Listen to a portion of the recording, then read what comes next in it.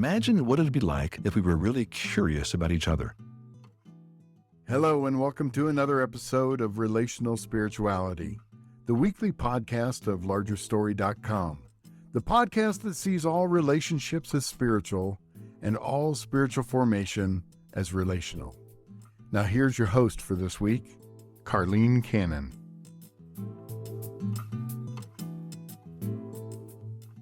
Hello, Larger Story audience. We're so glad that you have joined us today. My name is Karlene Cannon, and I am the Director of Content and Product Development here at Larger Story. And joining me today is my good friend, Rosanne Moore. And I am Communications Director at Larger Story. And Karlene and I have had a chance to work together for almost 2 years, Yeah. maybe. And it's been a lot of fun. So we're gonna bring you into some of that fun today in this conversation, hopefully introducing the podcast that we're beginning, the Relational Spirituality Podcast. And each of us are gonna have our own series, but today is just about introducing ourselves to you. We had we had talked a little bit about you had asked me the question, like, what do we wanna talk about today? And we went back and forth with that a little bit, and you've got the outline and questions, so Imma let you Yeah. start. Okay. Well, one of the things that I appreciate most about working with you, Rosanne, is that in the middle of the work that we do, we find time to connect and relate. And, we're always working on topics and content that have to do with relational spirituality, but you're really faithful to make sure that we actually experience that together. And so I'm looking forward to this conversation and how we get to do that and share that with others. I think the first thing we talked about was what the shaping events were in our lives that kind of most drew us to God and that He used in our lives to draw us to Him. And so I don't know if you want to Mhm. share a little bit about your story and how God used the events of your life to shape you and to relate to you. I think that would be an interesting thing to hear about. Yeah, we're looking this month at the book, The Pressure's Off, and so, even thinking about the shaping events in those terms, I grew up in a Christian home that was very ministry focused. My dad was the a Christian camp, Oh, and for Black kids in Columbia, South Carolina. wow. This is in the early '70s, and we were in an integrated church that my parents helped start with some Black couples, 3 white couples, 3 Black couples, Wow. that they started in 1971. I had no idea what an anomaly, though really it hit me about 10 years Yeah. ago, how amazingly ahead of the time that I was. mean, that's There was an astonishing because enormous I lived in Columbia, South Carolina in the '90s, and the big controversy was taking the Confederate flag off of the Capitol. So your parents were 20, 30 years ahead of their time for sure. That's amazing. Absolutely. Yeah. I I'm so grateful to this day because I have a lot of Black friends, and I grew up thinking of the body of Christ as being multicultural, not just integrated racially, but multicultural because we had a lot of students from Columbia Bible College, some of which in the church, and then some which actually lived with us on the Oh, campground for a period of time. And so we had a Jewish family in the church, we had a Hispanic family. It was a very small yeah, church. So, like, a family of 5 or 6 people was right. a good chunk of the church congregation, you know? Yeah. And so there are things like that that I'm super grateful for, but I think I grew up with a strong message of well, the message I had a dual message running. I can remember times when I was out in the woods on the campground where I had this sense of God's Mm, presence with me and of Him wooing my heart mm, that were very just tender and very intense, very like, it was very much an awareness of another presence Oh, with me and drawing me. But then I also had kind of this message that was coming in other places that and not so much at church, interestingly enough, but in other mm, places, God sent his son because you are so mhm, bad that you deserve to right. hell, and because that's true, he Jesus Jesus is so good that he did Mhm, this, and if you really are grateful for it, you'll not only accept him, but you'll spend the rest of your life trying to make and you can never make up right. for what he did, but you'll spend the rest of your life You can never earn proving it, to but him you that will spend all your effort trying to earn it. Yeah. That's a message a lot of us are familiar with. Yes, and so that I would say the shaping influence of my early Yeah. years was a fear of being rejected by Mhm, God, because ironically, the night that I, like, prayed the prayer mhm. to ask Jesus to be my savior, like, the stunning thought of that night was, "You mean he might not w" Wow.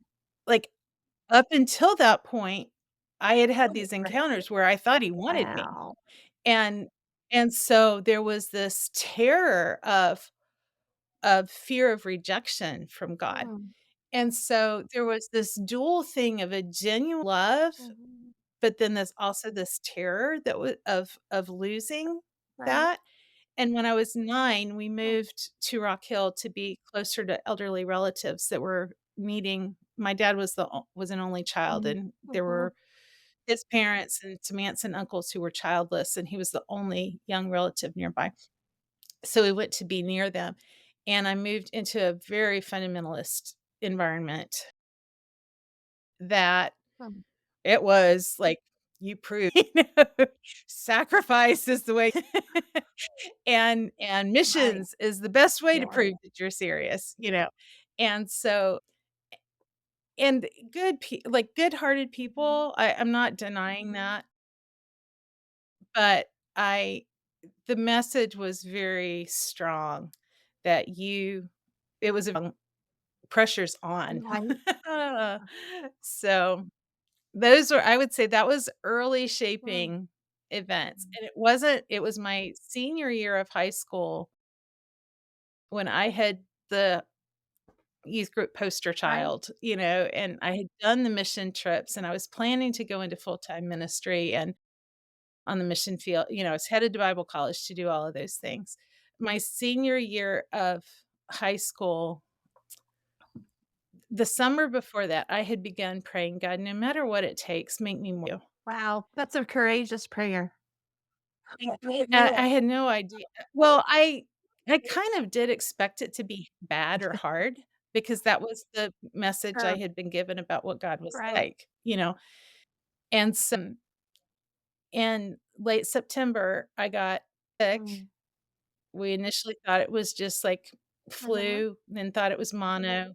By the end of my senior year, I was diagnosed with an autoimmune disease, and for the next 9 years, I would be housebound and bedridden, Wow. and it was during that time that God kinda took apart a lot of that because I couldn't perform. Right. Wow.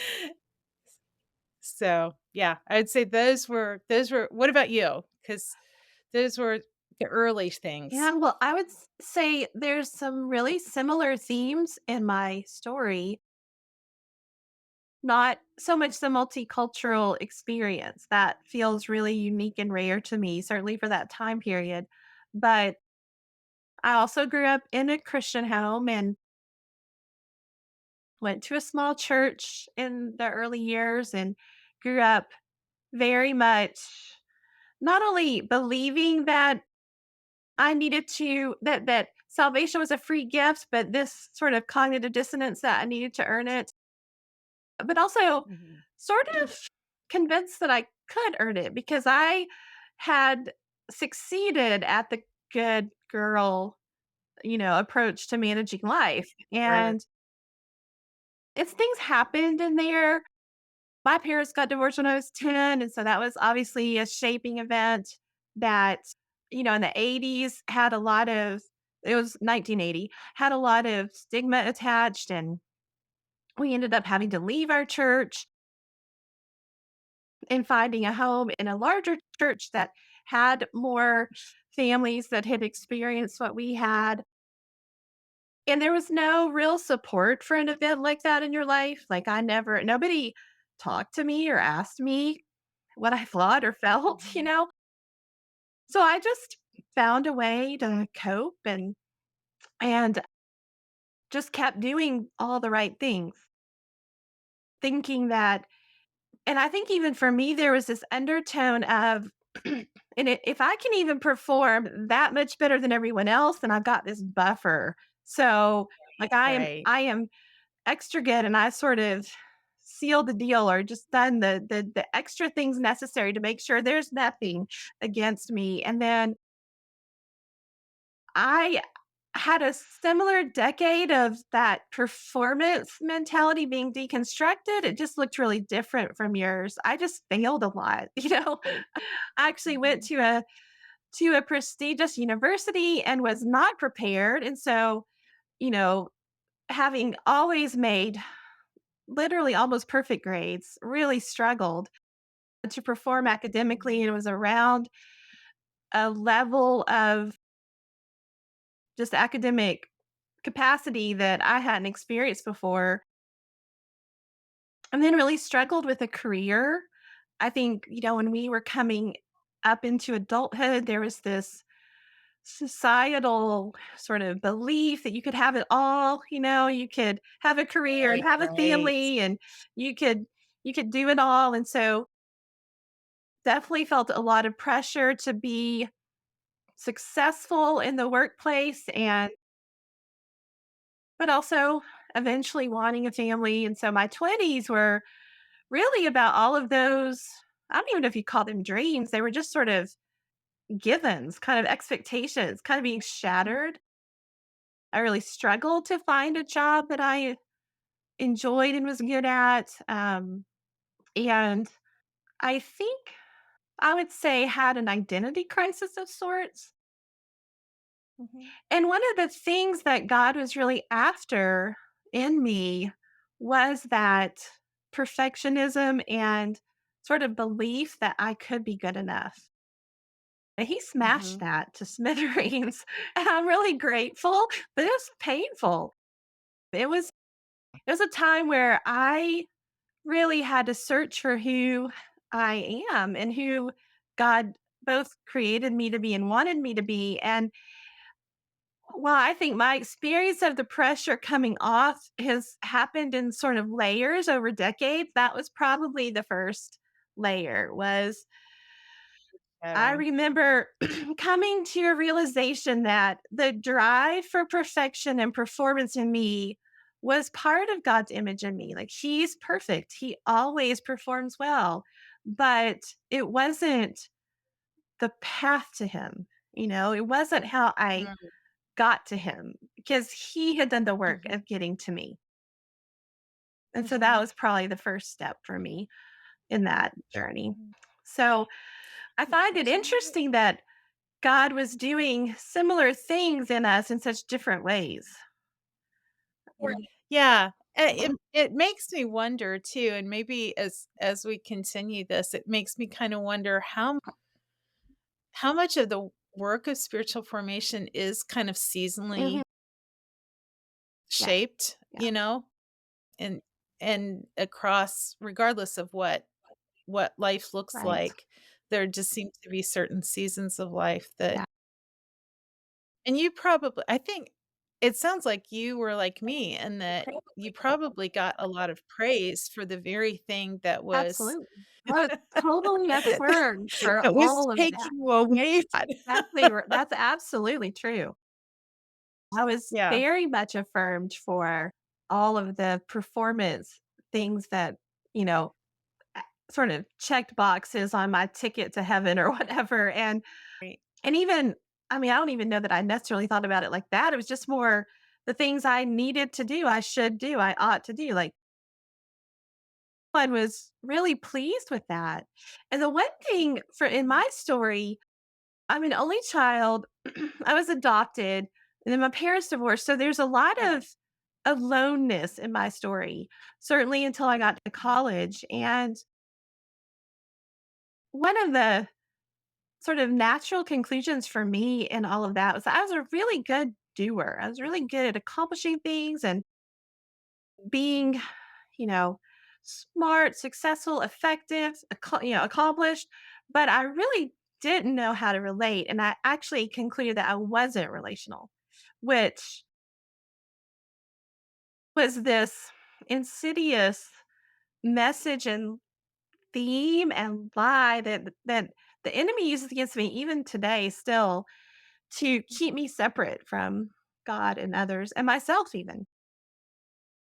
I'm curious. What say more about that? Not relational, like that you weren't good at it or that you didn't need it or what? All of the above. All of the I above? think because I had spent so much time as a kid, like I was, the stereotypical latchkey kid after my parents divorced. And so I spent a lot of time alone. I think I'm naturally introverted. So that compounded my comfort level with being alone.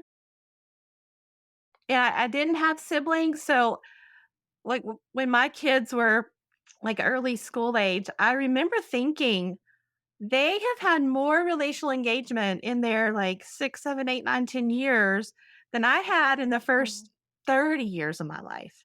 So, I just Wow. experienced a real lack of relational interaction and and and coped with it. So, was easily able to believe that I was neither good at relationship nor did I really need it. And I really bought into the real very damaging fallacy that I could be self-sufficient, and not only that I Yeah. could be, but that I really should be.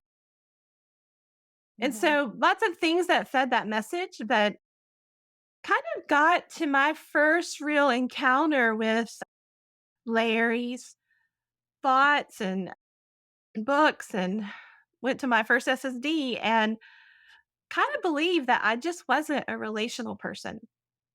I would have used those words.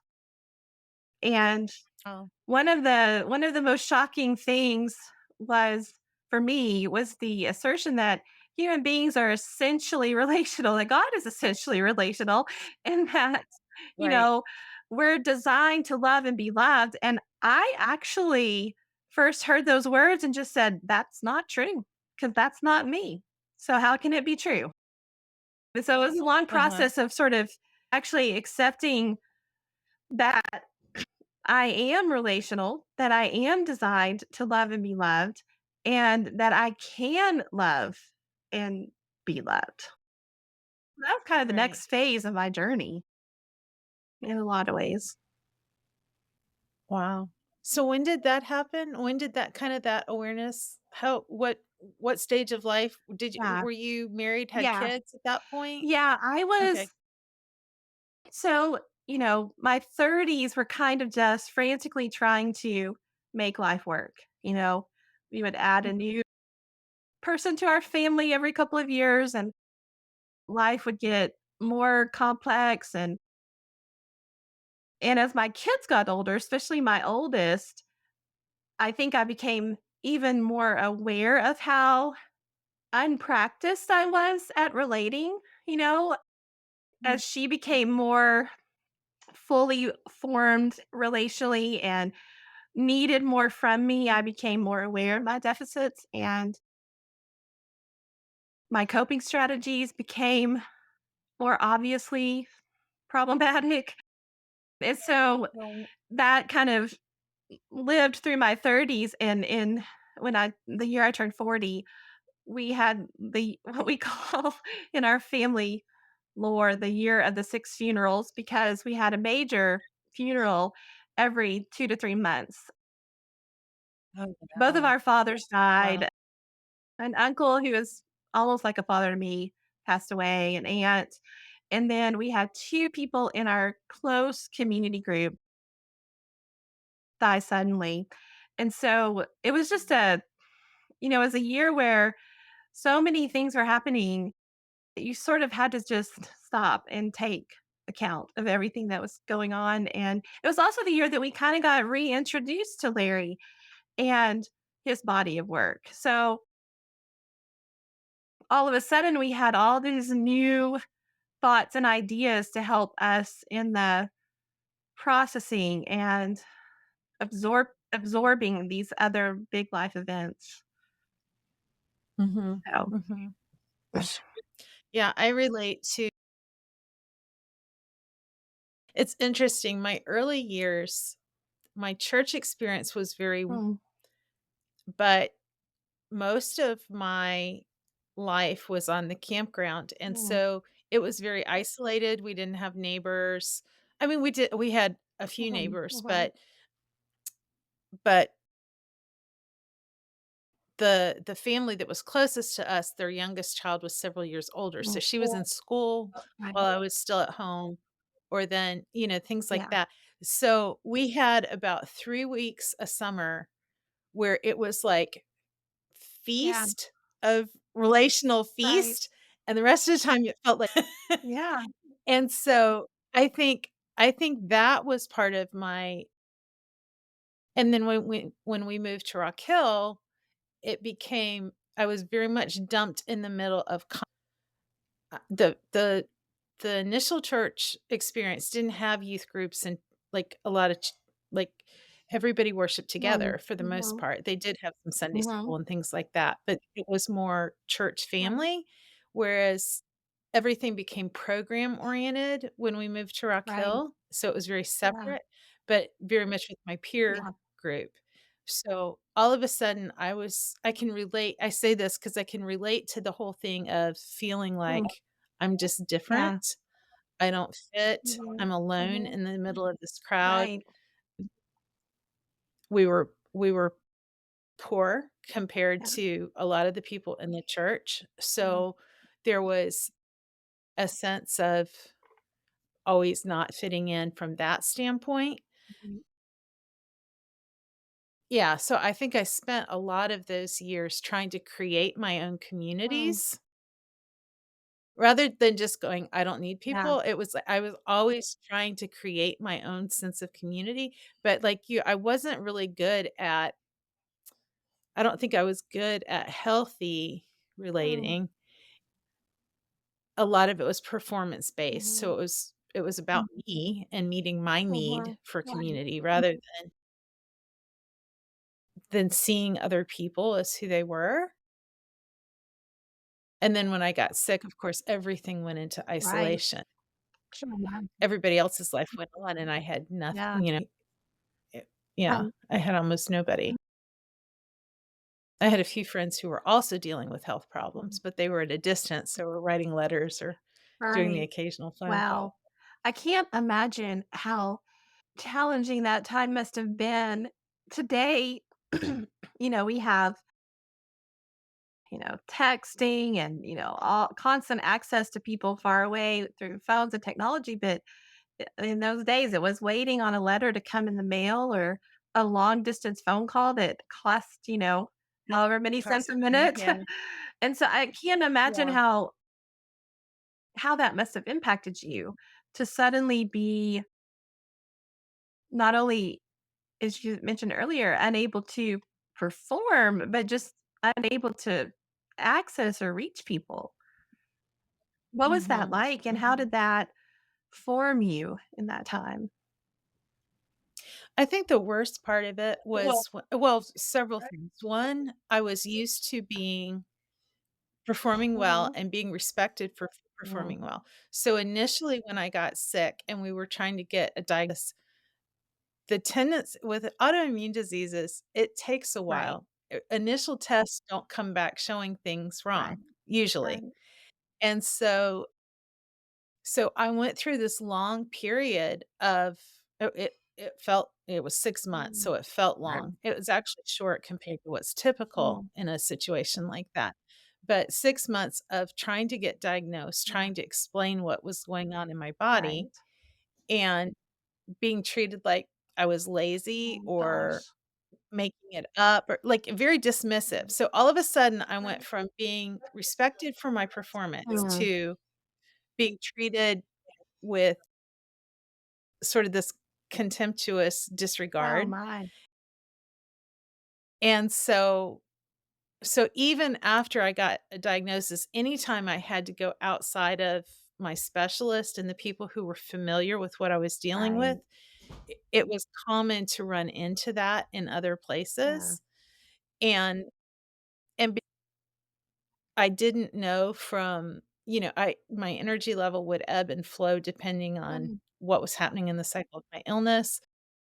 I never knew when I was gonna be able to if somebody asked me if they could come by, I wasn't sure whether I was gonna be well Oh, enough to do it when they did come. oh. S Pressure to perform, and I couldn't guarantee that I could Mm. perform, so it was like, I don't even wanna Yeah. try, you know? What if I wanna connect, but I don't wanna run into the risk of failing, but yeah. failing, and and I think the other part of that that was really hard relationally was my and this is pretty common when you have an illness that where you have neurological implications, which I Mhm. had. I was having petit mal seizures, Oh my among other goodness. things.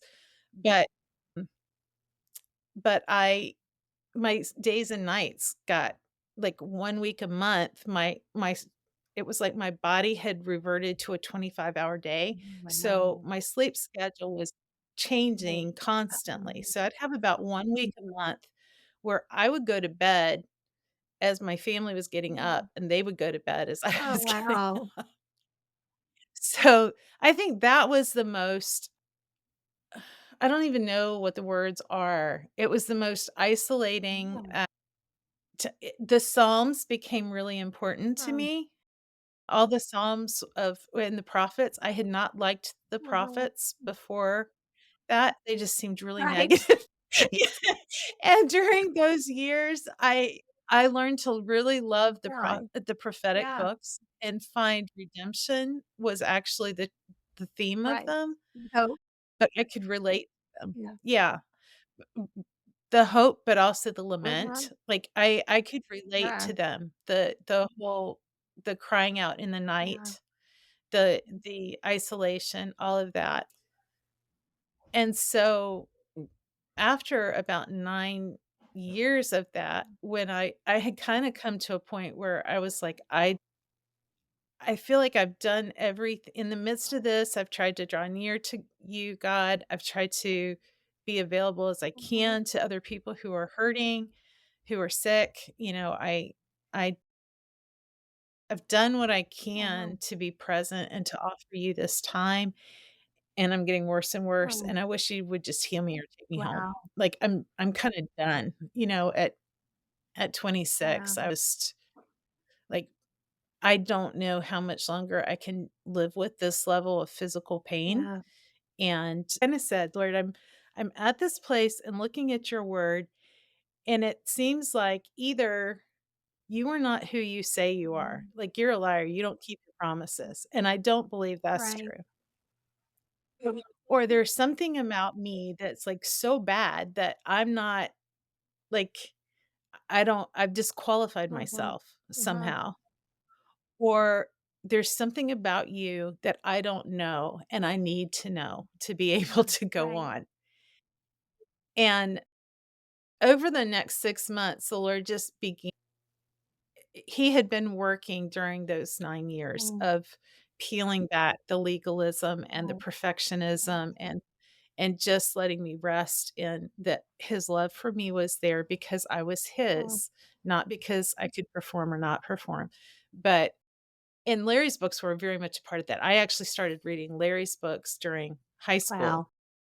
when I Yeah. was planning when I was planning to be in ministry because there was something about his books that was different from everything else. Mhm. Like, that was the height Mhm. of kind of the Christian psychology Right. movement Right. coming to be a big thing, and his books were significantly different Mm. than all of the other Christian Mm. psychology books. There was just something that was Yeah. different, and so I had always been drawn to his books. I had always been drawn to Philip Yancey's Mm. books. starting in high school, but all the his books with Paul Brand Mhm. Awesome. about, you know, and but during this time, I had kind of gotten to the point where I get it, we're shaped in the midst of Right. pain. You draw us near in the midst. I'm done with Yeah. like, I think I've learned everything about that I possibly can. No I'm more ready. shame. Yeah. Either we're moving on to heaven or you gotta do something because I can't or you gotta give me more grace, and I don't really want that quite Time with being at some point in our lives, getting to that place. Yeah, Yeah.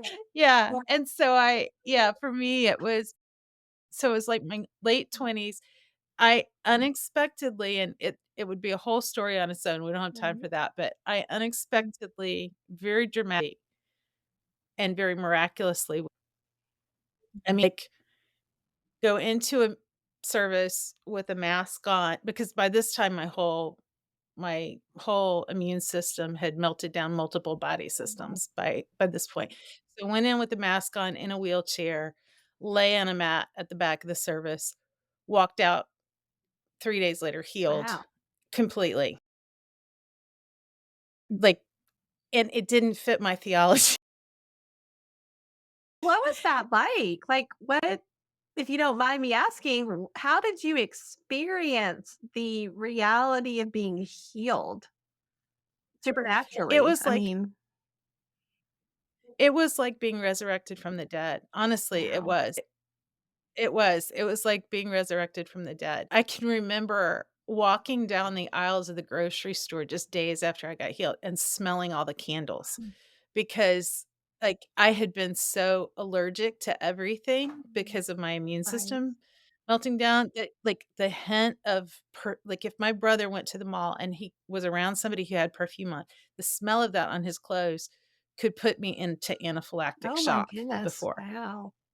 And so to be able to walk through a grocery store and, like, sniff the candles and have no reaction, Wow. it was just it was like the whole world had Right. opened up Right. again, and my I just felt incredibly open to God and to the world and to people and hopeful and but we don't get to bypass anything. You know, I had spent 9 years in some ways old for my age because of facing Right. death so many Right. times during that, but I had also missed Mm. 9 years of normal, like, relational Right. interaction and development and all of, independence that young adults in their Sure. 20s usually and so it was I the only thing I could think it would be probably like is somebody who had been in a coma for Mm. years, and then they wake up, and, like, the world has moved on, Right. Wow. and they're glad to be awake, but trying to figure out, "How do I fit here?" Sure. You know? And so, yeah, it was I up because of that, going to a ministry that had been involved in the situation where I was healed. Mhm. And it seemed like the logical, like, spirit-led Of course. thing to Yeah. do because, you know and that had a ministry because I thought, "Oh, now I know what those years were about." I mean, this Right. was my thought. "Now I know what those years were about. Now it makes sense why God allowed that because now I'm gonna be able to help other Mhm. people." Yeah. And I went there, I was gonna be part of the ministry Mm. staff. I ended up meeting the man who became my Right. husband, who was on staff. There were things about the organization that I saw early that seemed concerning, Mm. and when I brought them up, it would always I was always responded to with things like, "Oh, you just don't understand the whole Right. story. You don't know what's going on behind the scenes." That's accusation. Yeah. You're the problem. Yeah. You're making Yes, Mm. exactly, Yeah. exactly. If I persisted, yeah, it was definitely you're the problem. And so, yeah, so I ended up getting and And then because he was on staff, I did get to see behind the Mm. scenes. And the church, the organization was very Oh, unhealthy, very toxic. I would say it was cult-like in its control wow. of people. So I had actually kinda gone from one form of legalism, Yeah. like the pendulum Hmm. in terms of outer Mhm. stuff, but in another whole sense, it was a different kind of legalism because it was almost this legalism of faith and positivity and things Right. happening a certain Right. way, like a the early group would not have viewed physical prosperity Mhm. or Mhm. health or anything like that as a sign of God's Right. favor. It would be your do's and Right. don'ts list, whether or not you did. Right. The other group, it was more the it was you if you were if you were obeying the Lord and you were honoring him, then you would be healthy. Women would have fast, easy, painless Wow. childbirths because one woman there or two women there had fast, easy, painless, Right. or virtually painless childbirths. The rest of us didn't, and I was the only woman of childbearing age there who was having Oh, wow. C-sections because I had a medical malpractice situation with my Oh, no. firstborn that almost killed both of Wow. us. So here I am pushing back about against things Yeah. that don't add up to Right. me, and then I'm the woman who's having the C-section. Wow. So there was a lot of again, it was the whole thing of I think as I look back on those years, Mhm.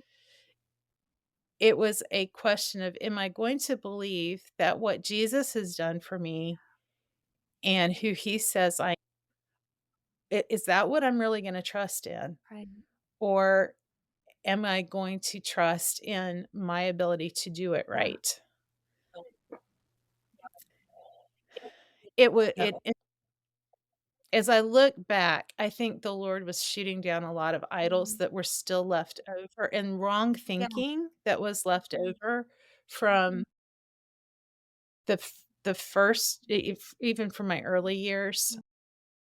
By the time we I ended up being there for a decade, and then shortly and during that time, we had 4 children that lived, we lost 1, Mhm.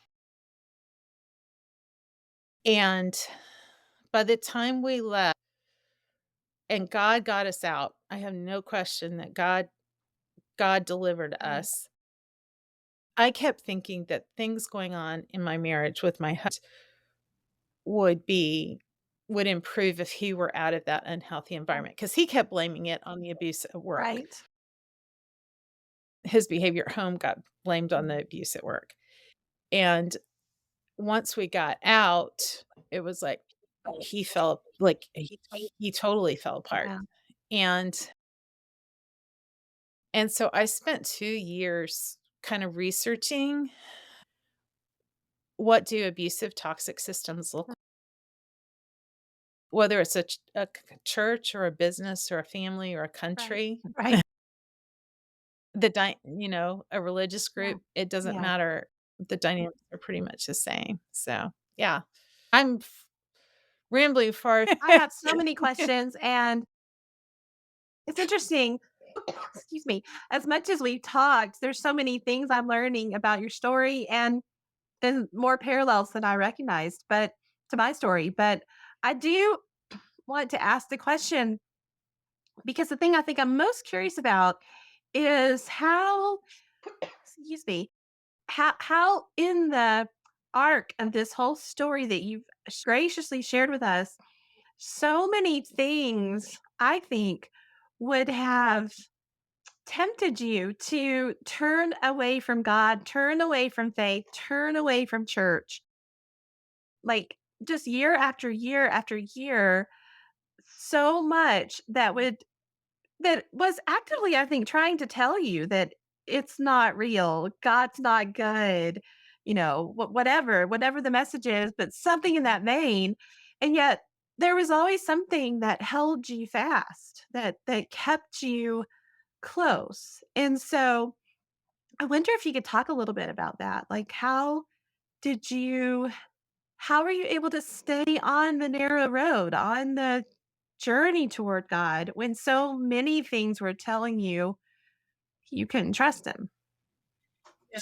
Yeah, I honestly, I think my earliest memory, truly my earliest memory, I was a toddler in an airplane on the way back from California with we had been to visit my Mhm, great-grandfather in California, 3, 4, mhm, something like that. I can remember kneeling on the seat and looking out the window and looking at the stars and being overcome as a small child with an awareness mhm. that how vast Yeah. the universe was, like, the world, and in that moment, suddenly being aware of being present with God and that being seen I'm gonna lose it, but seen and known by Him, Right. Wow. and throughout my life, I think there have been enough of those times, and I have always my whole life wrestled with the goodness of Yeah. God, and that the things that happened are not my definition of good. Mm. I was actually talking yesterday, full disclosure, because 'cause we're gonna be I I have 3 friends from SSD and or Next Step, I guess they were Next Yeah. Step that we met. Next Step 4 that I meet with, we try to meet on a monthly Mhm, basis, and I was telling them yesterday, I was just really wrestling with that. mm, The times that come where there is a lot that mhm. happens and that has happened in my life that does not make sense to me. It doesn't, uh, Um, it doesn't make sense to yeah. me. And when I have those times where the Lord just kinda speaks into Mm, it and says, "I see yeah. you," I find that that's Yeah. enough to keep Yeah. going. Mm. Oh.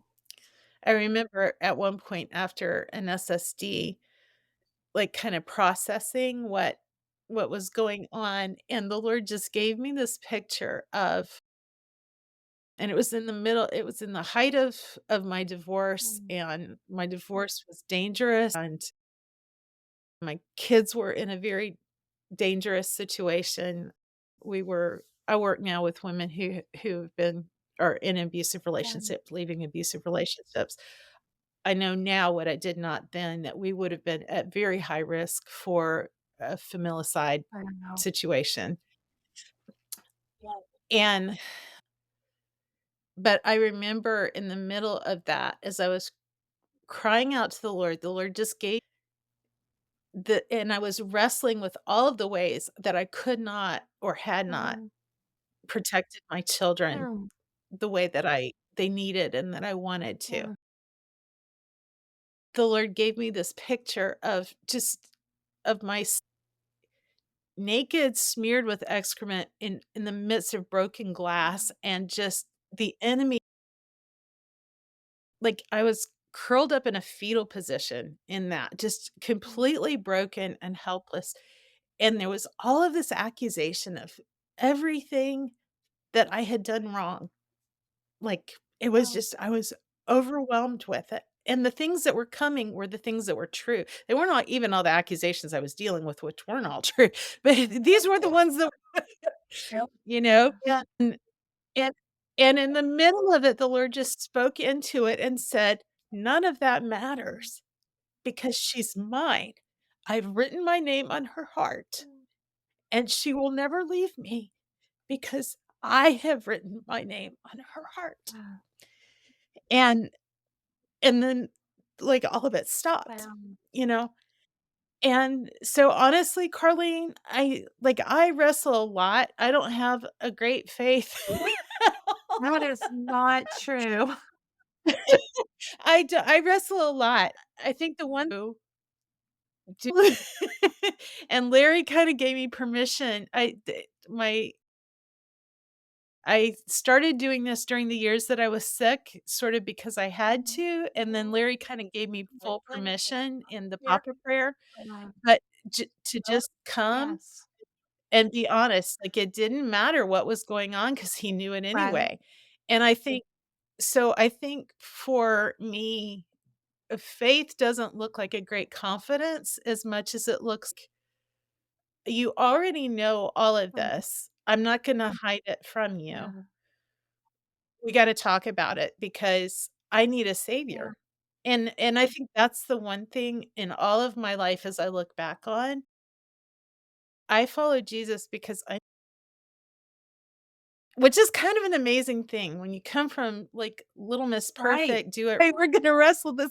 I mean, Roseanne, I just think you have shared from your heart, obviously, and done a beautiful job painting the picture of what we most want to do in larger story with this podcast of and I just thought, our title is the Relational Spirituality Podcast, Belong, Become, Be Known. And you just talked about that. Like maybe you're the communications director. I don't know, but playing out of you. And, one of the questions we talked about wanting to discuss was what do we want to offer those coming along, through those same seasons of life now?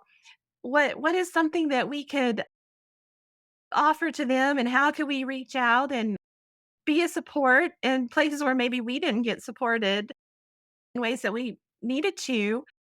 And I just think you articulated beautifully how no matter what the situation, no matter the particulars, that one, God has invited us not to a blind faith, but to a real relational, wrestling, questioning, investigative kind of faith. That's actually what he wants.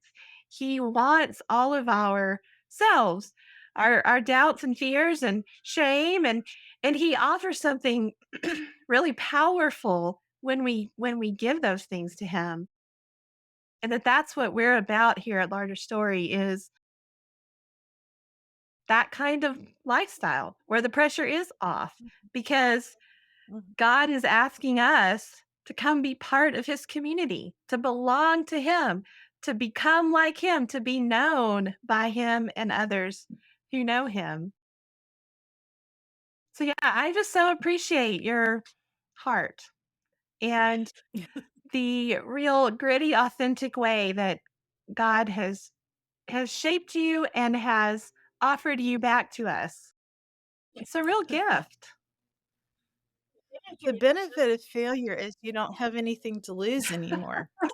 True. That's a quote. Maybe You she got a coffee cup. oh, Yes. but really, I mean, if his grace is enough when we cannot save ourselves, then his grace is enough in everything, Yes. right? So, yeah. So I'm curious. I want to go back. You said there were a lot of pieces of what I said that you related to. I would Yeah. like to hear like where was that for you? Because your season looked It did. different, It was a but lot different. we have talked enough that yeah, You know, I know there are a that couple of things, but one that was really interesting to me that was kind of odd is as I was listening to you talk, I was kind of tracking the role that shame played in the lives. And I have my own story of shame and how shame has attacked. And but what was interesting to me is one of the odd connections was the whole C-section conversation.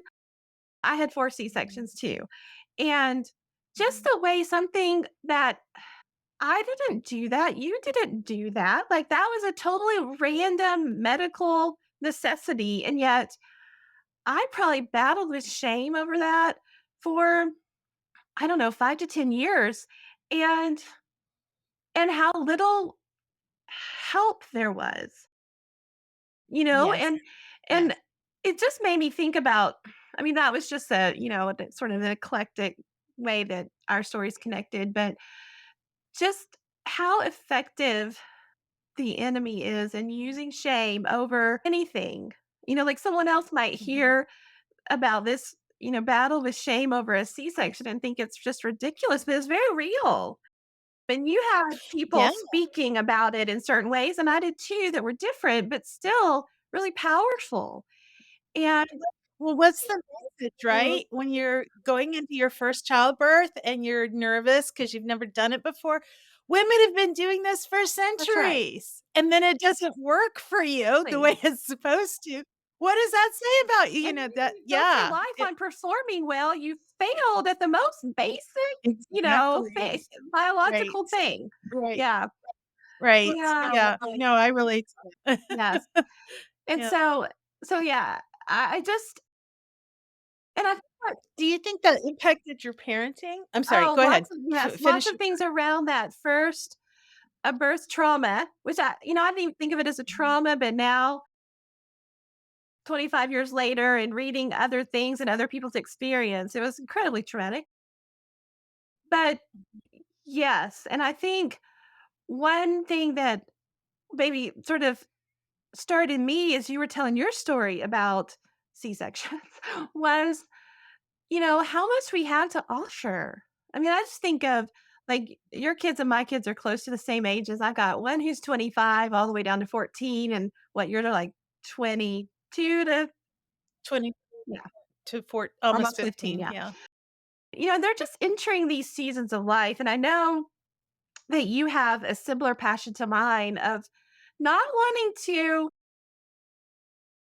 pave a smooth path for them where they don't experience any difficulty because I think we're both convinced that that is the way those are typically the Mhm, ways God uses to draw his children to himself, and that is my greatest desire is that my kids be close to God. But I do want to be there for them in the challenges in ways that I didn't feel like I had people as mhm, part of my life. And so as you as you think about that, and you think about what we're doing here at Larger Story with this podcast, what is on your heart to offer not just younger people, but maybe more specifically younger people, but just to offer people as we talk?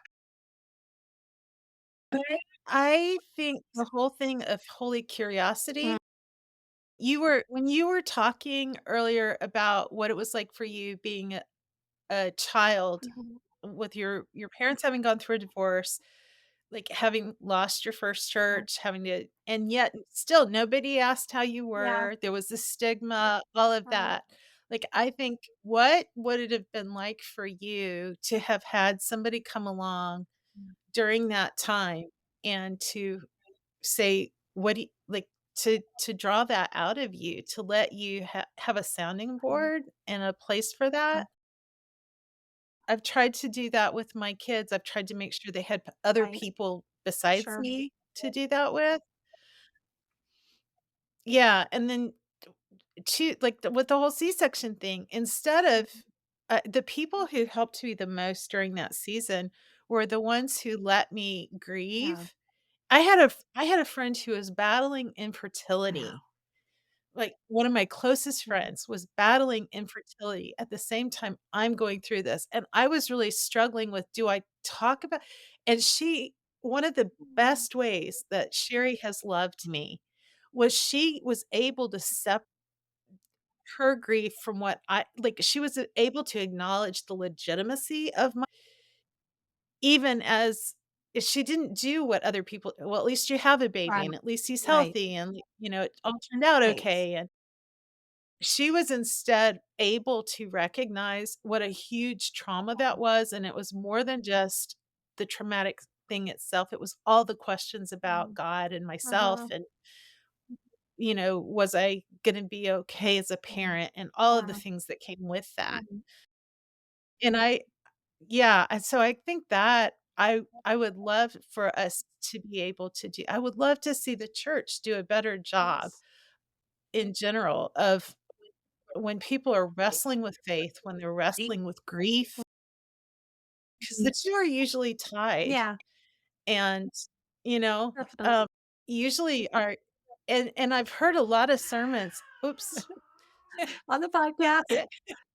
If you're gonna follow this Yeah. podcast, just know if you go to my episodes, cats will probably wander across the screen or make noise at some point in the in the process, 'cause we Wow.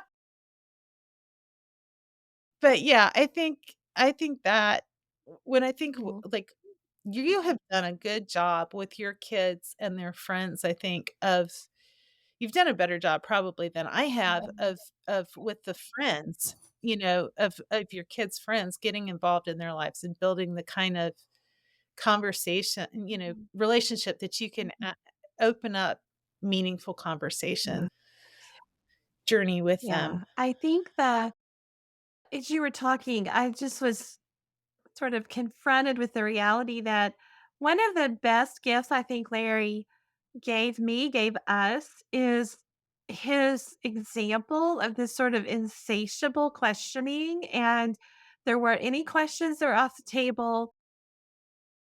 In the permission, that was the word you used earlier. Like the permission to ask those questions, and by that coming through Larry, sort of a God-given permission and invitation to, like, "Come to me." I guess another phrase you use, like, "Come to me with your challenges, with your questions, with your doubts, with your shame, like, all the things, bring them all," you know? And and I think that's the message that I want to give to my kids and their friends. I don't know that it always comes through because I can be dismissive and combative and all the things myself, but that's really the environment, the culture that I think you said this earlier, that the church needs and that we want to Mhm.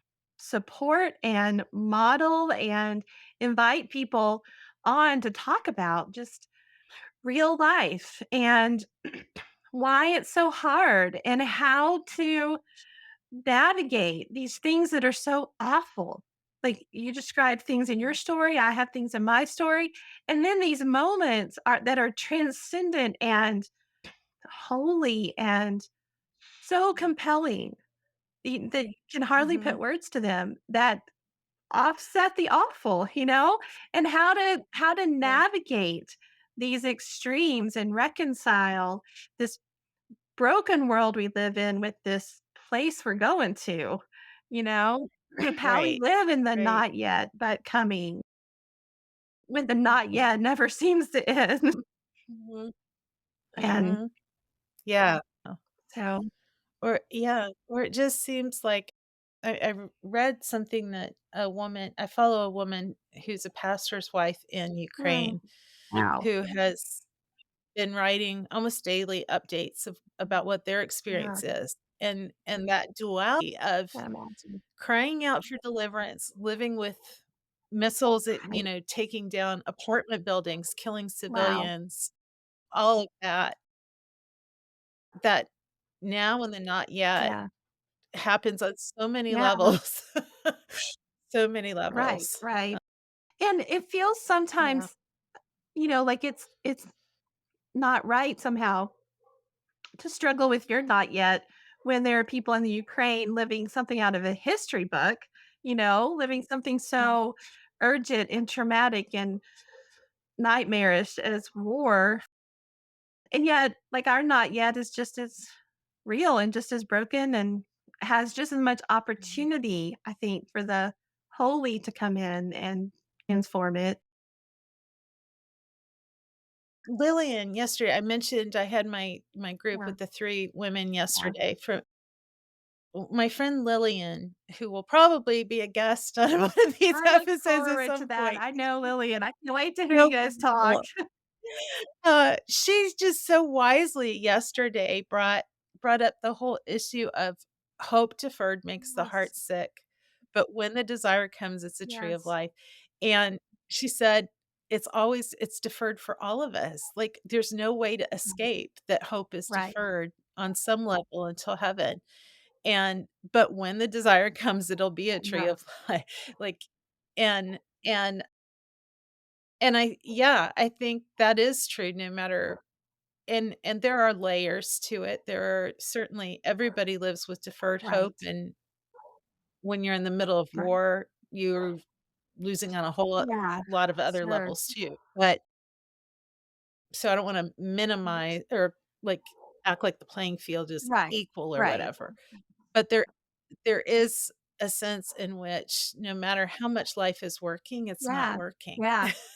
And I think actually So that is a profound statement that you were talking earlier about seasons of life. I think that was a big, like, aha for me at some point in those early seasons where I finally accepted that life just wasn't gonna work, and I didn't have to make it work. Like, that back to what mhm, some of the pressure was this belief that I could somehow get to this destination where I was holy enough and had figured things out enough and solved enough problems that my life would work. And finally mhm, got, I don't know, old enough, cynical mhm. enough, I don't know, or just convicted that life just doesn't work. It just doesn't. And that there can Yeah, be goodness in that God can use that in ways that are right. really important and good for me. Mhm, mhm. Yeah. Yeah, yeah. It's good, good. Well, I really love these conversations. I was just thinking a few minutes ago, I'm kind of sad because we're gonna be talking to other people, and I'd love to just keep talking to you on this, but I was just thinking I ought to have you on as a guest on I mine at some know. point so I can ask you. Yeah, that sounds like a good plan. Well, so we're looking forward to these That's so conversations, good. though. I think, Larry taught that conversations matter, that something happens in conversation that is formational. And I, as I alluded to earlier, kind of thought he was not quite right about that. But I have come to believe that conversations are really powerful and that God is actually, as he says, present when two or more are gathered. And so I think this is going to be fun and going Yeah, to be really interesting. I hope people find it interesting and enjoy listening and then take some of these ideas and some of these questions into their own conversations with their people. yeah. So, before we wrap up, because I know we probably should before Yeah. too long, I do have to ask you, how did you go from being isolated, feeling like you didn't need any to kind of accepting the idea that you were relational, to being somebody who actually held house church in your like, for what, 10 Sure. years or Yeah. something? It was a long time. Yeah. Because, to me, that's amazing. You are one of the like, you've had your feet on the ground, nitty-gritty, relating Mhm. stuff more than and been more successful at it. I know it has had issues, Sure. but it's Yeah. It is. messy. It It's is messy. definitely messy. Yeah. I Um, think honestly, Roseanne, if my best answer to that question is that that's what it took.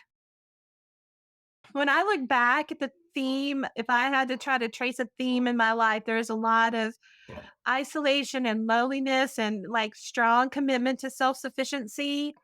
Um, and mhm, so many things just structurally in my life that made that happen. And then there were a lot of, erroneous beliefs and yet God in his goodness, like, I married the most extroverted person I've ever met and had then 4 little extroverts, and so they are constantly, I mean, constantly inviting, badgering, forcing me into relational situations and engagement and have been for the last 20, well, 30 years. I've been 31 years I've been married, and so part of it is just that God set my life up to, like, uh-huh, on a grand collision with relationship, And I'm really grateful. Like, right. I don't know if I had married another introvert or, had children who were introverted and who cooperated with my desire for some of these other Mhm, things, I wouldn't have had the opportunity and the stretching that God has put into my life. And I think then Larry and another ministry that's really important to us who is led also by a man named Larry. So I feel like God gave me my Larrys. That's what I call mhm, them. But they just challenged me and taught me and kind of kept pushing me to be open to relationship in new and different ways. I think I'm in a season right now where you mentioned the messiness of community and church, and Like, I experienced a lot of pain through that and have been from just resistant, downright resistant and rebellious to being and reluctant and risk averse, and maybe moving into another more open relational season. So Mhm. I wish I could say that like I did something. I just kept living the life I was given, and responding to it sometimes well and sometimes really badly. And God has been really gracious to keep offering me opportunity, even when I'm Mhm. not very open to it. But Uh, He's definitely expanded my capacity for sure. oh, we'd It's, have we'd have to just no, there was one point in our journey with Christian community where we actually have been blessed with a fairly large home, and that's another whole story. But we would have like between 35 and 55 people at our house every week. And we broke Mhm. up into small groups, and every bedroom in my house was used almost as a Sunday school room or as a place for people to meet. And for someone who's really private and reserved and like I said, introverted, it even though I was the one offering, it always felt like a violation. And it was just God like stretching me and saying, I want every corner, I want every room Wow. of your heart and your home. So God did a lot of those kind of things, and I'm really grateful, and I'm still somewhat resistant at times. So, Yeah. Yeah, I can imagine. I can imagine that would be an ongoing yeah. battle. It would be easier if people handle it well. It's when Oh, they right. don't that I would think really No, yeah, that's exactly so, right. Their comments about how my 10-year-old didn't clean up his room or, my 16-year-old daughter. And, I'm just thinking, you don't see that my 16-year-old daughter lets you in her bedroom to meet and have, like, right. so yeah, sure, all of those things. And yet, Yeah. you know, it was that was one of the sweetest seasons of our life. Really, really hard, but Mhm. good. Mm. Well, this has been Yeah. fun, and I'm looking forward to Yeah. doing more, and I trust that our audience is gonna come back and join us. KEP will have the 1st Tuesday in February, and then one of us will be on the 2nd, and then the other will be on the 4th. We're still everybody who's a friend of Larger Story, you guys can pray for us Yeah. as we are entering this new endeavor, but hopefully it's gonna serve all of you. Yes. Trying something new. So Yeah. and I think a book club, we made reference Mhm. to the fact that The Pressure's Off is kind of our focus, our deep dive focus for Larger Story right now. For this 1st quarter, if you would like to be able to have your own conversations that go deeper, the book club, Reading and Relating book club would be a really good place to do that, and you can go to largerstory.com and sign up for that, and we meet monthly, and you can break into triads, and there's a lot of really good discussion guides and things like that that are available. Anything else you wanted Karlene, you talk about the course. Yeah, We're working on the we're course. still, finishing up testing and in plans to launch the course, which is about all the things we're just talking about. And this idea of relational spirituality. I think one thing that may not have been clear, but when we talked about our early lives, I would say one way of describing what I learned was more of a behavioral spirituality. Like you do these things, you learn these things, Mm, more rational, cognitive kind of mhm, approach to Christian life. And Larry comes along and says, no, all of life is relational. And I think if you listen to Jesus in the Sermon on the Mount, he's kind of saying the same thing. And so that's what we're talking about. And we've got this course in development that is kind of an introductory to what does that mean? What is relational spirituality? And how do we kind of get it in? as we grow and learn and interact with each other. That'll be coming soon. So thanks for joining us, everybody, and we'll see you next time. If you like what you heard today, hit the like button just below. Then come back by subscribing to our podcast channel. For more resources on relational spirituality, go to our website at largerstory.com.